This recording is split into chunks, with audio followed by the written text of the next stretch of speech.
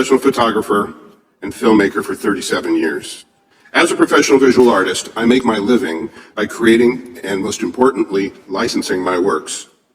My ability to create new works, sustain my business, support my family, depends directly on my exclusive rights to reproduce, distribute, publicly display, and adapt my original works. These fundamental rights are the core of my business, providing a strong incentive to create new works. In fact, they're the only way that I can afford to create new works. Unfortunately, many AI developers and platforms have built their businesses by exploiting billions of visual works without authorization from or compensation to copyright owners. The theft and exploitation of visual works by AI platforms displaces a common, long-standing practice in which creators and their agents offer and sell artist reference licenses, permitting the use of works for reference and creating new derivative works. AI ingestion falls squarely within this reference license category. In fact, stock photo agencies routinely sell reference licenses to AI platforms, permitting the use of visual works for AI ingestion. A market clearly exists for these licenses.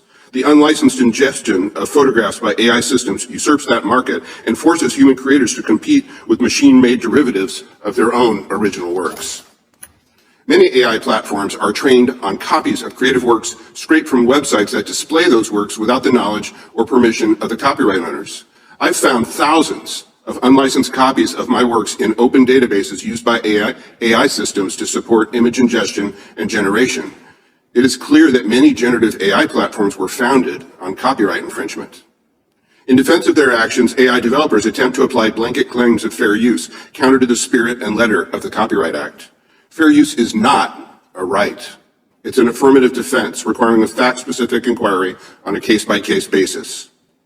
AI developers claim that AI-generated works are not substantially similar to source works and thus can't be infringements. But this ignores the fact that the exclusive reproduction right is a standalone right under Section 106 of the Copyright Act.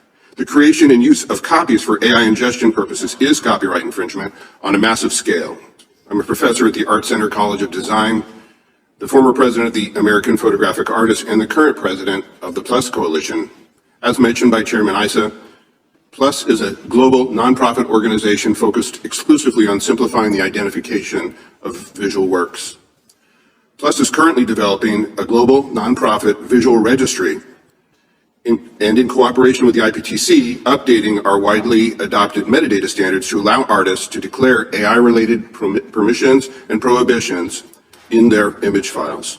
You can learn more about that at plus.org.